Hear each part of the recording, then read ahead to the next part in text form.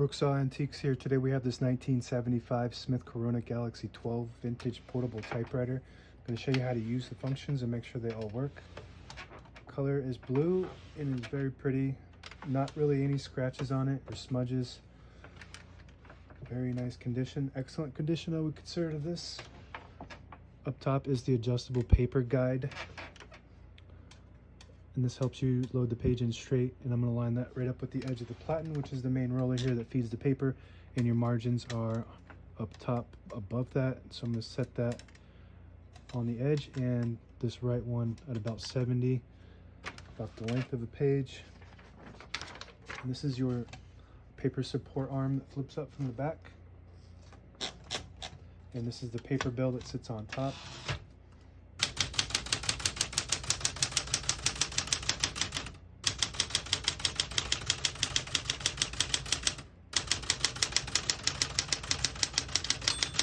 Once you hear the bell, you're at the end of the margin. You hit this line space, get you back to the beginning, and skips 1, 2, or 3. Right now we have it on single, but if you want double, you just flip that switch back 1, it skips 2. 1 more, it skips 3. That works good. We're going to keep it on single and finish typing. As you can see, all the keys type nice and none of them skip or stick. I'll type a sentence in red on the next line to switch from black to red.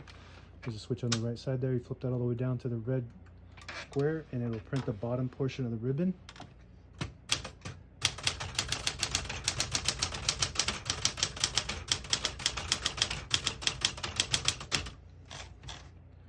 Beautiful typing machine all the way around. It looks beautiful, types beautiful. This is probably the machine I would use if I was a writer or just daily typing, because it's just so easy to use. It's fun to type on. The font looks really nice. It's got a lot of cool functions and it's really pretty. I think these were designed to market to college students back in the 70s, but it still looks really cool and functions just like it was brand new almost. To pull the page out easy, there's a switch on the right side there. You flip it forward and it unlocks the rollers underneath the platen, allowing you to pull the page out easy or load thicker paper like carbon copy or cardstock. Make sure you flip that back before you load the next page, or else it won't load correctly.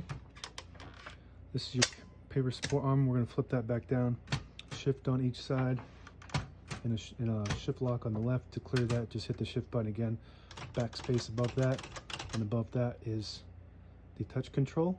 Right now we have it on low, but if you want more tension when you hit the keys, you just push that all the way down to H, which is high. The keys respond much faster, but you have to hit them harder for them to print. More advanced typing would use higher touch control. On the right side of the space bar is the power space. It's basically machine gun spacing, really cool function. And up top is the tab. Right now we don't have any tabs set, so we're going to set one right in the middle, so that way next time that tab button gets hit, it doesn't go slamming all the way to the end, causing wear and tear.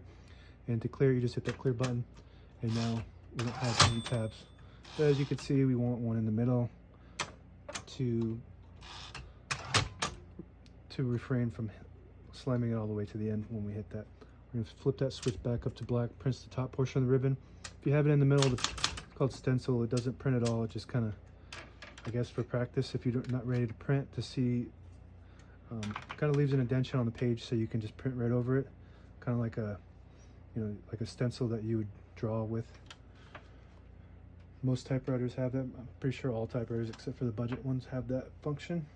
Open the hood. All the brand new ribbons loaded on the left side, so it's pulling to this right side. And if you want to switch that direction, you just flip this switch behind the left spool back, and it'll switch the direction to the left, or to the right, to the left actually. If you flip it to the front, it'll switch the direction to the right, clockwise.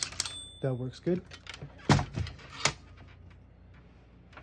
Another cool function of this typewriter is this key here. It's got an arrow pointing down and 2 lines.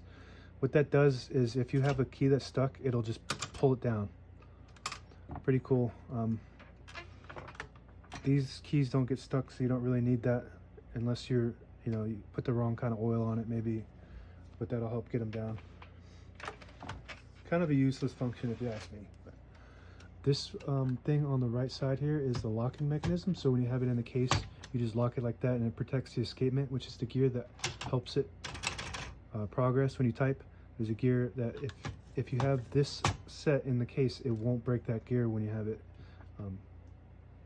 And it just locks right in, and to unlock it, you just push it like that. The carriage release is made of plastic, so you want to be careful with these when you put it back in and out of the case. These break all the time. This one has both of them and they're in very good condition, so you just want to make sure that you protect them. Both of them work really good. And if you push the button on this knob on the left, if you push that button and turn the knob at the same time, it disables the spacing. And the same concept with this switch in the front here. If you flip that down, it disables the spacing when you turn it, so you can get to an exact spot on the page. If you flip it back, it's got those clicks. Each one of those clicks is one space.